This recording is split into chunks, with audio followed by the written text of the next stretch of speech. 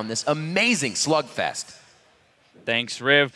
And gentlemen, we are going to Game 5. I am so freaking hyped for this Game 5 right now. I thought it was going to be 3-0 for Cloud9.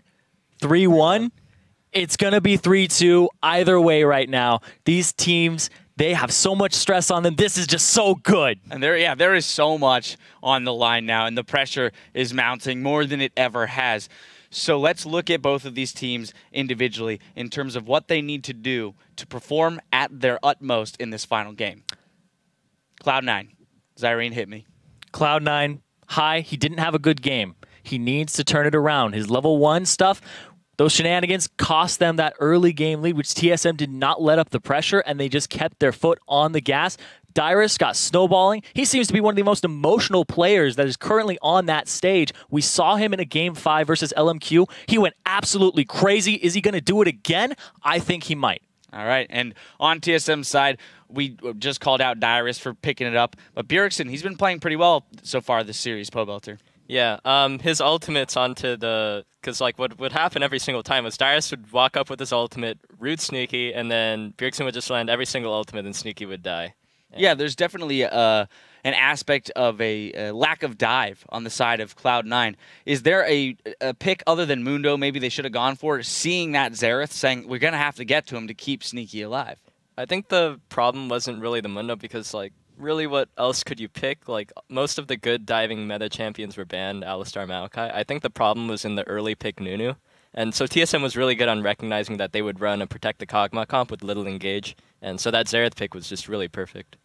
All right, let's go into a replay about 28 minutes in. It's a 4-for-0 by TSM. And it's a perfect example of what you were talking about here, Pobelter, with the lockdown of the Kog'Maw and then the Xerath ults to follow up. So I'm going to let you explain this one for us.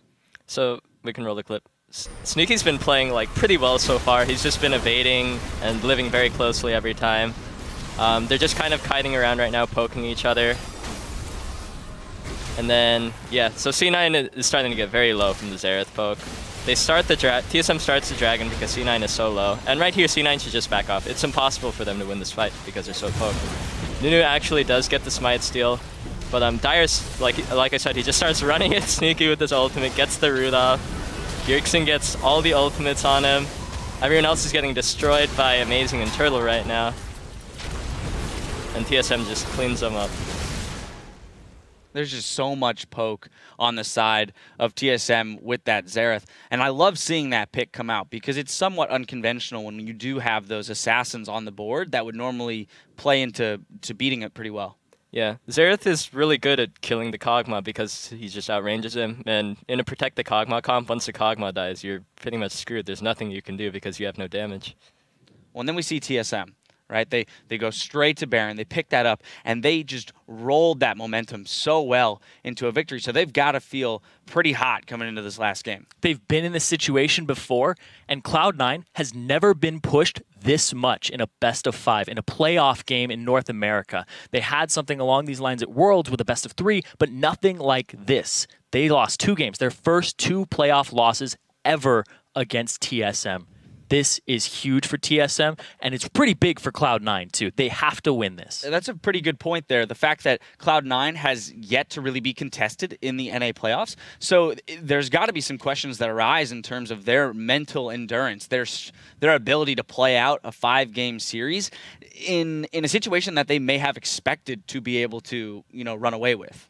Yeah, and speaking of that situation that they thought they were going to run away with, I have the regular season stats right here. These mean absolutely nothing right now. These are my stats from the last 4 games. These mean absolutely nothing right now in comparison to what's going down in this single game. All of that past means nothing at this moment. It is what those players are going to do on that stage, their picks, their bans, their play, their level 1, and what they do with the advantages they create for themselves in the lanes. I am so hyped for this game right now. I can barely contain it. I cannot wait to get in there. And Jat, we heard Jat talking about the mind games that are going to be played going into this final game because of the fact that they are switching sides. Strategies have worked, they haven't worked, things like that. So Pobelter, TSM, once again, they're having their huddle. What are Loco and Reggie telling to their players right now when it comes to picks and bans? You know, I have no clue, but I'm sure he's just trying to keep them together, you know, making sure they don't get too cocky. I think if they can get high on another farm-style champion, then that'll be very good for them, so that's probably what their draft will aim for. All right. Well, I mean, we'll see if any of this gets done. It's going to be a wild ride, to say the least. We do have to take one final break, but if you have any other Labor Day plans, cancel them, because we're going to Game 5 between Cloud9 and TSM. Our Championship Monday continues after this.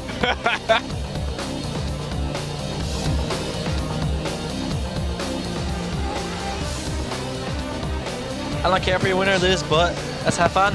Hey, wait, Slowly the health bar is drained down, but that's the AoE that Amazing and the rest of the team really can't get caught in. That's the shockwave that he wanted. Lustboy on the backside, that all starting down. Bjergsen is just raining in damage, and he does find Sneaky. 1-1 and 7. Oh man, actually he's caught. Huge. What a lockdown. Oh, the artillery coming in from Bjergsen on the backside. Could this finalize him? No, it's gonna be wild. This could be a penalty. One more.